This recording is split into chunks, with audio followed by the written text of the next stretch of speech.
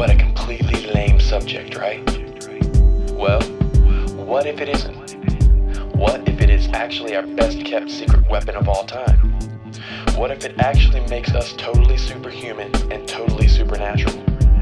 What if it makes us untouchable, unstoppable, uncontainable by this world and by the devil? What if holiness was actually the proverbial red pill, unplugging us from this earth-cursed system and making us just like Neo, totally free within the Matrix? What then? Yeah, I'd say that's a game changer. That's not just big, that's huge. And guess what? That is exactly what holiness is. So what is holiness? The word holy simply means set apart or special. So to be holy is to be set apart, to be special. In this light, we could easily call that pristine set of expensive china dishes in your grandmother's dining room hutch holy dishes. They are dishes to be used only at certain times, only on special occasions. Dishes set apart from all the other everyday common dishes. Holy dishes. In a biblical context, being holy specifically means being set apart from the world.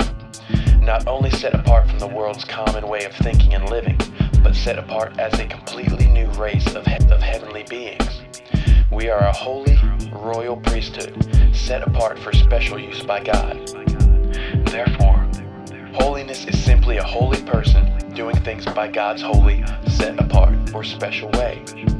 We call that way the way of the kingdom.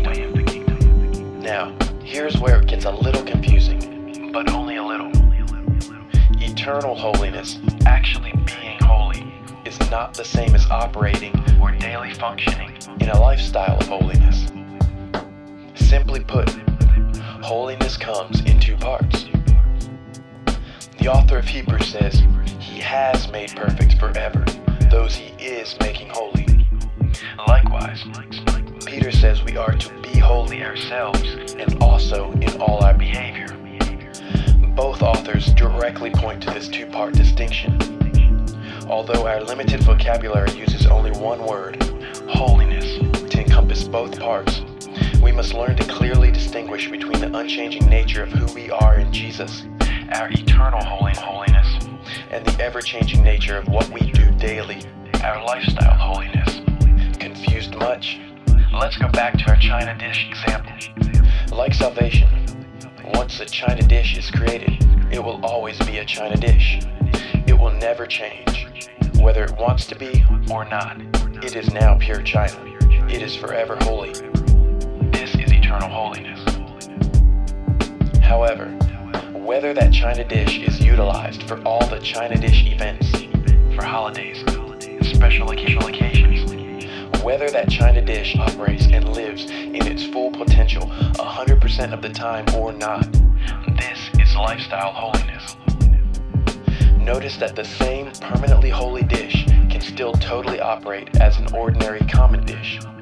There is nothing to stop it from being used for everyday meals if it so desires.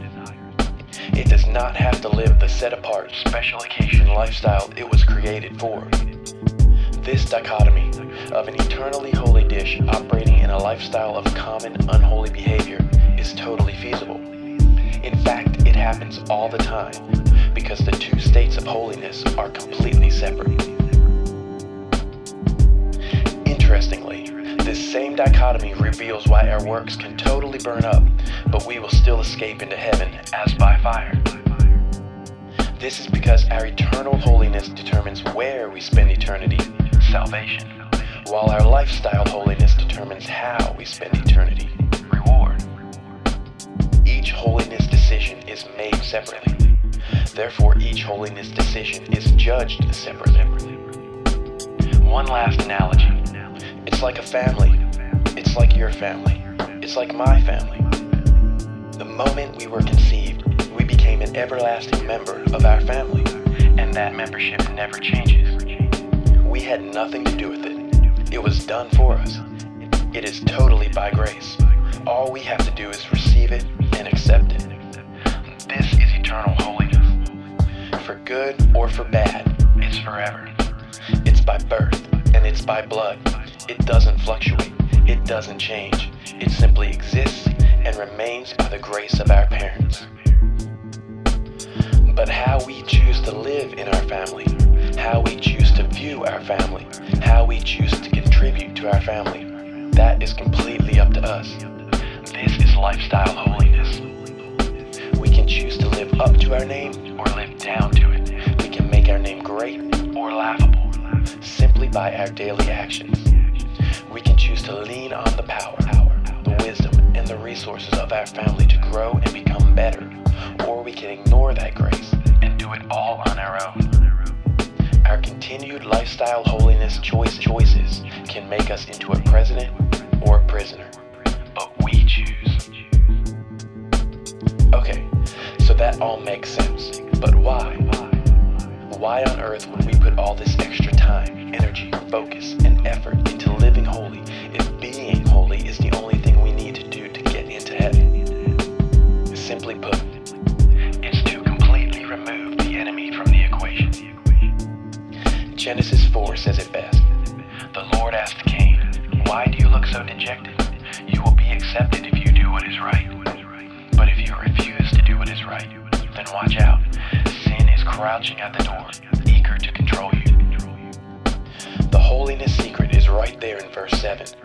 If Satan can control us when we refuse to do what is right, when we do things our own way, then Satan cannot control us when we don't refuse to do what is right, when we do things God's way. This is it. This is the secret. When we live completely holy, in action and in motive, the enemy is completely cut out of the equation. While he may still be able to put pressure on us from the outside, he can do nothing to stop the flow of blessing from heaven into our lives. Simply put, we become unstoppable. This is why Satan will tell us anything to get us to open the door and include him in the blessing exchange. He'll tell us to go ahead and do it because grace will cover it. He'll tell us to act first and ask for forgiveness later. He'll tell us that motive doesn't matter, that everyone has a little bit of pride, a little bit of fear. But once he is included, he controls the blessing. Once he is included, he then dictates whose blessing to allow through and whose blessing to block, destroy, or steal. See, God is a good God. He is always good. Even when we do the right things out of the wrong motives, God will still faithfully send the blessing our way. The problem is that our wrong motive has now opened the door for the enemy to do as he will with the blessing. For his own people perpetuating his current agenda, Satan will stand aside and let the blessing through so that the kingdom of darkness can expand and grow. While for God's people, Satan will block, devour, or steal the blessing for himself. Then he will turn to us and blame the apparent lack of results on a harsh, judgmental, uncaring, or distant God.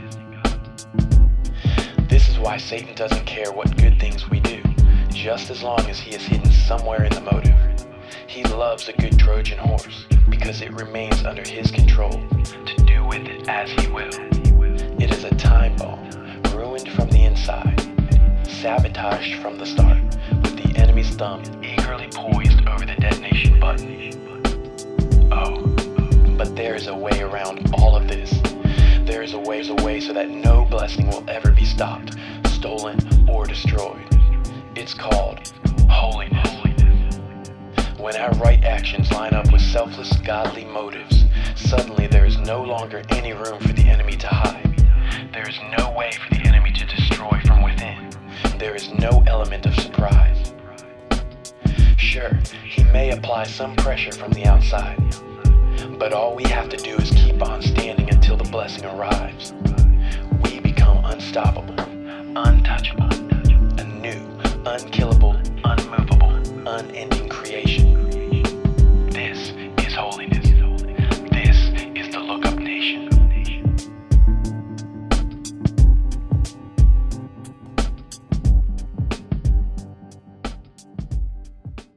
Afterthought. If you're like me, you're probably asking this question.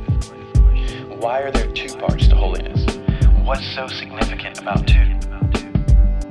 Our answer lies in 1 Colossians 2:6, where Paul writes, "And now, just as you trusted Christ to save you, trust Him too for each day's problems. Live in vital union, in vital relationship with Him." Do you see it?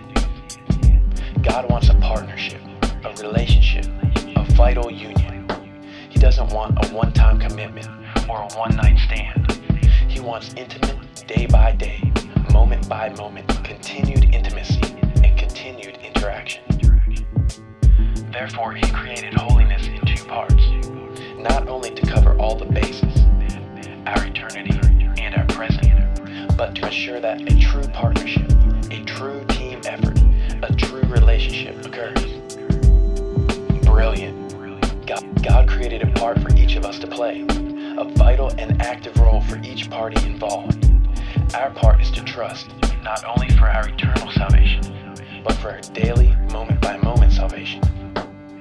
And God's part is to save, not only eternally, but every day, in every situation. All this requires interaction. It requires close communication. It requires intimacy. It requires relationship. It requires two parts. It requires